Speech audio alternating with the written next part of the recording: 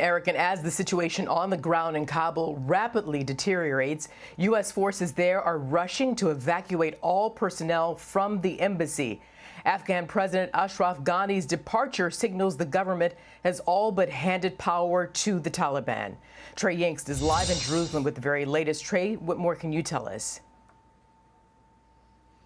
Arthel, good afternoon. As we speak, Taliban fighters are working their way through the Afghan capital, and it's extremely tense. According to reports, there are images online coming out right now inside Kabul, the presidential palace overrun by the Taliban. As you noted, U.S. officials have confirmed to Fox News that Afghan President Ashraf Ghani fled the country. The question now is what happens next. There are a number of embassy personnel making their way to the airport in Kabul, trying to ensure that the process to get all of the personnel out of the country runs smoothly. But there are major concerns by U.S. officials that there could be attacks on the airport, and even conversations happening right now in Washington about reinforcing the 5,000 American forces that are there helping with the evacuation. Some concerning images out of Afghanistan today. Bagram Air Base, where there were more than 5,000 prisoners held.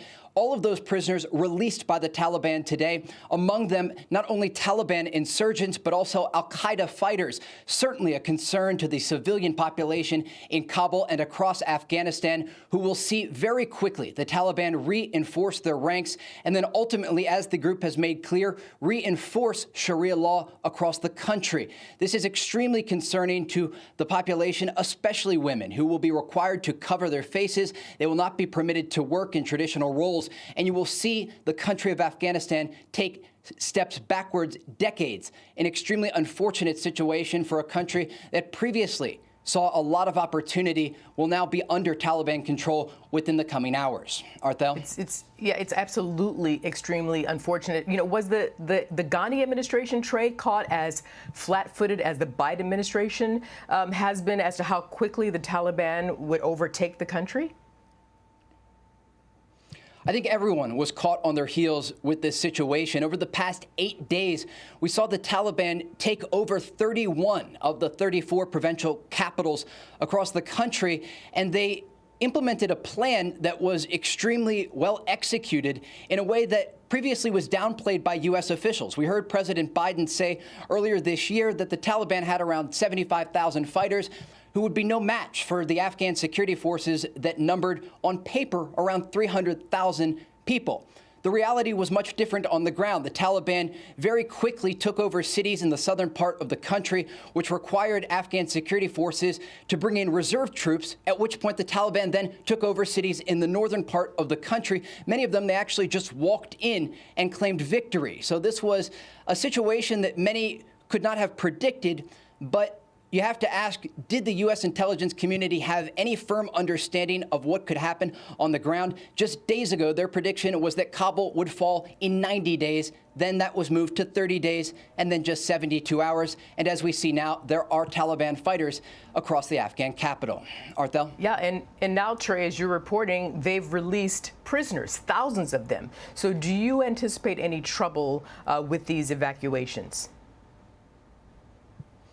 It's certainly a concern for the American troops on the ground, and that's why those conversations are ongoing about potentially reinforcing the people who are trying to secure the Kabul airport. One thing to note is the Biden administration has promised to implement a visa process. This visa process is known as the Special Immigrant Visa Program, and it would allow many of the people who have helped American forces over the past 20 years to get out safely, because those are the people who will be targeted, the interpreters, the translators, the people who helped American forces and Afghan security forces over the past 20 years. According to reports, only a fraction of the people who have applied for these visas have been processed and ultimately airlifted out of the country. And the Biden administration doing everything they can right now to make an already extremely difficult and hard situation easier.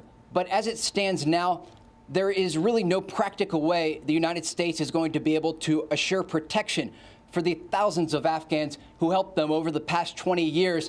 And the implications of this are really far-reaching, because while the Taliban has come out with these statements ensuring safety and security for any foreigners or locals who helped the Americans over the past 20 years, the reality on the ground will likely be much different. Once they take control and are able to implement their own justice system, we are likely to see the return of things like public executions, a judicial system that implements punishments like public stoning, cutting off limbs of people who are accused of stealing, really taking the country back decades. And that's the major concern, that these individuals who helped the American troops and forces over the past 20 years will be the first to face the brutality of this organization, the Taliban. Arthel? Trey, I have one more question for you, if you don't mind, Eric, and that is already there are reports that China is ready to swoop in and acknowledge the Taliban as the official government of Afghanistan. How does that impact the situation in the region? What does that look like for America on the geopolitical stage?